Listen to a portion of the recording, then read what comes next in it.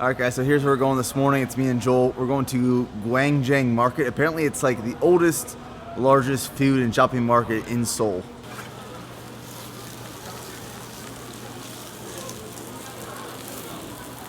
So I did a lot of research to find this place, and one thing that everyone recommended was the mung bean pancake. Like everyone always talks about these mung bean pancakes. And essentially it's almost like, it reminds me of a hash brown. It's like vegetables, almost potato, maybe some cheese, some spices, and then they fry in oil. Lots of oil. But it's good, it's very light. It's crazy how full this place is right now. Half the time we're eating here, more than half the time we're eating here, we have no clue what we're actually eating. And they just have stands after stand after stand, and it's generally the same thing at each stand. Hey.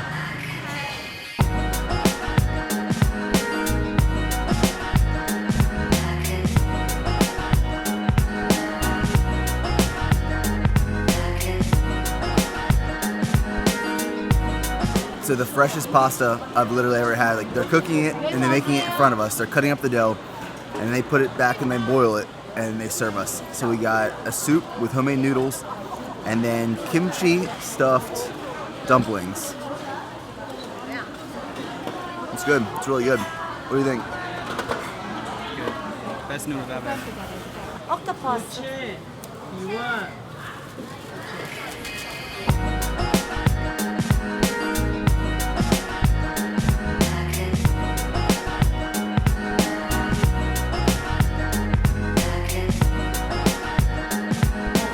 All the carbs, all my veins are coming out. So that last place we just grabbed food at, we grabbed tteokbokki and we grabbed gimbap. And there was a couple next to us and they asked if we were American. And he goes ahead, he pulls his cup out, he pours all of his soju in a cup and just tells me to drink it.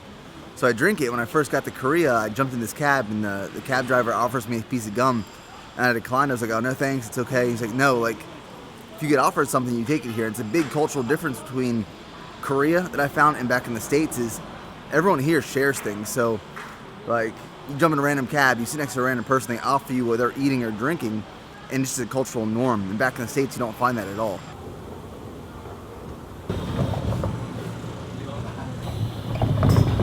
Alright, so we came back to Itaewon. The good thing about like coming into the city and stuff on refeed days is the foods that we're primarily eating are carb based.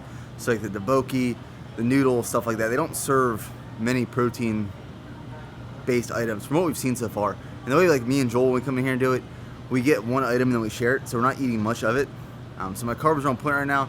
We want to get some sort of protein in, probably grab a beer or something, and then just head back into Camp Casey. It's a Friday afternoon, so everything's closed down right now and kind of slow.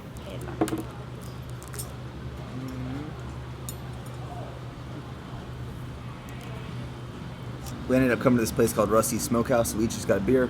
I got like the pale ale and he got the dark lager. And then for my meal I got 2 servings of pulled pork, so each one is like 150 grams. And it just comes in these 2 small containers here with some barbecue sauce on it already, just to get some protein for the day, because my protein is fairly low. Going into the city and stuff, there's, like I said, not many options. This was our first train mess up in a long time. Took the wrong train and we waited on the wrong side, and now we missed the next train for the next half hour. It is that time of the year again where our military training picks up, our op-tempo picks up. And the way it kind of works is, like last summer, we were really focused on individual collective training, and we were in the field nearly the entire summer. And then the fall, winter, and spring was kind of like a reset period, and we were transitioning and getting ready to come here to Korea. And then this summer again, it's going to pick up. So this week coming up, I'm going to be in the field for 3 days, and then every week in June, we're in the field for like 3 or 4 days, and then July, we're in the field for the entire month. So I think the cut is coming towards an end here, probably in the next month. Not really on my terms, I'm just kind of forced to, because being in the field for a month long, there's no way you can take enough food, and we're not going to be training at all, like physically wise. We're not going to be lifting weights or doing PT. And that's a question I get on a pretty regular basis, is like people either joining the military or they're in the military, how to prevent muscle loss when you're getting ready to ship out to basic training or go to the field. And to tell you the truth, there's like really no way around it. It's kind of something you just need to embrace and realize that it's part of the job. So you go through different training cycles where op tempo is low, where you can really focus on your training, and then it picks up again, and the emphasis isn't really your training, it's the military's training. But the good news is, this is my last summer where this is going to happen. Like, this is my last military training event where I'm going to be in the field for an extended period of time. And I'm excited to see kind of how my body adapts and changes when I get back to the States, because I'll be able to train and put my body through a stimulus for a longer period of time where I'm not taking these long periods of time away from the gym. And I'm excited to see what it does, not only to my strength, but my ability to put on muscle mass as well. So I woke up this morning at 204.6, which is an all new low weigh-in. I finally broke the 205s. Made one minor change to macros about 2 days ago. So I decreased carbs by another 25 grams. So my current macros are 250 protein, 300 grams of carbs, and 65 grams of fat. And over the course of the last 10 weeks, I've decreased my macros a total of 125 grams of carbs and 10 grams of fat, and then protein has stayed consistent. But I saved this workout for tonight intentionally because I knew I was going to do it after a refeed day, and it was shoulders and arms, kind of like the pretty muscle workout. And I knew I was going to be shuttling a lot of carbs into my muscle, filling up the glycogen. And I thoroughly enjoy working out in the evening as opposed to the morning. I just get a better workout, I get a better pump, I have more natural energy and endurance. And towards the end of this past week, I was kind of feeling a little flat, a little depleted, and workouts weren't going as planned. My strength in pressing movements has kind of decreased a little bit, and that's the only place that I've kind of lost some strength over the past 10 weeks during this cut, is like overhead presses, bench press, dumbbell presses. Everything else is, my strength is maintained consistency except for the pressing movements. Since being in Korea, I cannot sleep in past 5 a.m. My body is just like on this time clock. It hits 5 a.m., I'll wake up. Even if I set my alarm like during the week, like 5:15, 5:30 sometimes, I'm still up at 5. So what I've been doing is like I'll wake up, answer all my emails, all my Snapchat questions, and like social media stuff. And then I've been listening to podcasts. So the one I've been listening to lately a lot, you guys always ask what I've been referencing or reading, is Lewis Howes' School of Greatness. He has some really good stuff. The other ones I have on my list are Self-Made Man, Young Hustlers, the Ask Gary Vee Show, MFCEO Project. But Lewis Howes' School of Greatness is really good. I'm about to watch one. It's called Get an Elite Perspective. And it's only like 7 minutes long, so I can listen to this, do some other work.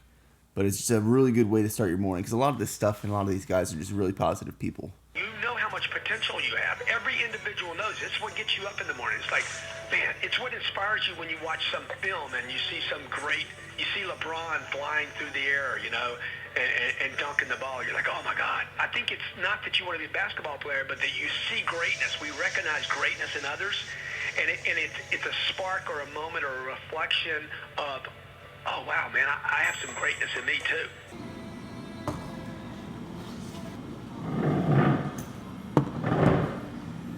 So I came into G-Hang today just to explore a little bit and get some coffee. There's like 4 coffee shops on each block here in Korea. But all these things that happened today have like compounded into one single idea that I want to explain to you guys right now. And it started when I was at the gym, and I realized like there's no community at the gym there on post. And that's one vision that me and my brother have for this gym we're starting in Austin, is we want to create a community and an environment. And what creates an environment is the people. Like, people create a great place. It's why I love Austin so much, is because the people have created this awesome culture and community. And the people here in Korea do the same thing. Like, very inviting, very friendly and welcoming. And that vision that we have for this gym is something you need for success. And it's something I didn't have when I first started Bear Performance Nutrition. Was there was no vision of where I wanted to end up. Yeah, I wanted to be successful. I wanted to sell supplements generally, but there wasn't like, I didn't have this painted out picture of where I saw myself in 5 years. And that's something I have with this gym now. That's something I have with my supplement company now too, is I have a vision of where I see myself going in the next 5 years or ending up in the long term. And that vision is what creates these little pieces, these short-term goals, and a direction towards your overall accomplishment. I think that's where one aspect of failure is picked up, is not having some sort of vision of where you want to go or what you want to do. And that's like one of my big pieces of advice. If you guys are looking to start something or go somewhere, have a vision of where you see yourself. You're not necessarily going to end up there, but it will take you in the right direction of getting to where you want to be. What's crazy to think is I'm already halfway through my time here in Korea. So I'm supposed to leave like middle towards the end of October, and then I'm back down in Texas, and then my brother moves down. And like last night I was laying in bed trying to envision what the house would look like, with, because all the supplements are coming down too, and we're going to base the operations for the company out of Texas from Pennsylvania.